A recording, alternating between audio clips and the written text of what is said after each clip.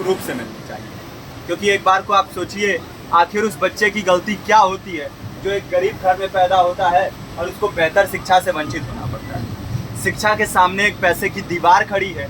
जो जितनी ऊंची दीवार लांघ सकता है, जो जितना अधिक पैसा शिक्षा पे खर्च कर सकता है, वो उतनी बेहतर शिक्षा पा सकता है। लेकिन अगर एक देश एक है, लोकतांत्रिक देश है, तो शिक्षा भी सबको एक समान रूप से तो मिलनी ही चाहिए। आज परिस्थिति ये है कि एक तरफ तो प्राइवेट स्कूल हैं जो लूट के अड्डे बने हुए हैं, वहाँ पे आप एडमिशन कराने जाएंगे तो सिर्फ एडमिशन के नाम पे ही आपको 10,000 20,000 रुपये देना होगा।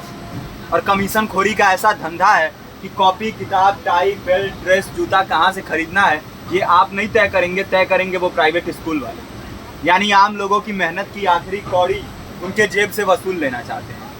और दूसरी तरफ सरकारी स्कूलों में न तो पर्याप्त टीचर हैं न पर्याप्त बिल्डिंगें हैं।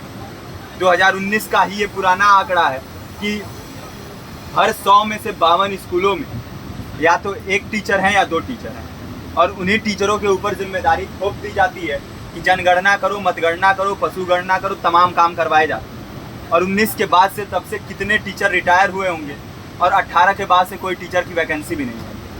आप खुद भी सोच सकते हैं ये परिस्थिति और कितनी बिगड़ी हो। इसीलिए हम लोग ये मांग उठा रहे हैं, चाहे कोई राष्ट्रपति का बच्चा हो या किसी मजदूर का, सबको शिक्षा एक समान मिलनी चाहिए और निःशुल्क रूप से मिलनी चाहिए। प्रेमचंद ने अपने दौर में भी कहा था कि एक सभ्य समाज में ऊंची से ऊंची तालीम मुफ्त होनी चाहिए और इसका पूरा खर्च गवर्नमेंट को उठाना चाहिए, क्योंकि हमारे देश को फौज से ज़्यादा आवश्यकता तालीम की है। और शिक्षा से जुड़ता हुआ ही दूसरा मुद्दा हम लोग उठा रहे हैं। दूसरा मुद्दा है रोजगार का। रोजगार की परिस्थिति ये है कि आज सरकारी सेक्टर हो या प्राइवेट, सब कुछ ठेका संविदा के हवाले किया जा रहा है। परमानेंट नौकरियां लगातार घटाई जा रही हैं। इसी रेलवे में 1995 के आसपास लगभग 18.5 लाख कर्मचारी काम करते थे, लेकिन आज उनकी संख्या 12 लाख थी।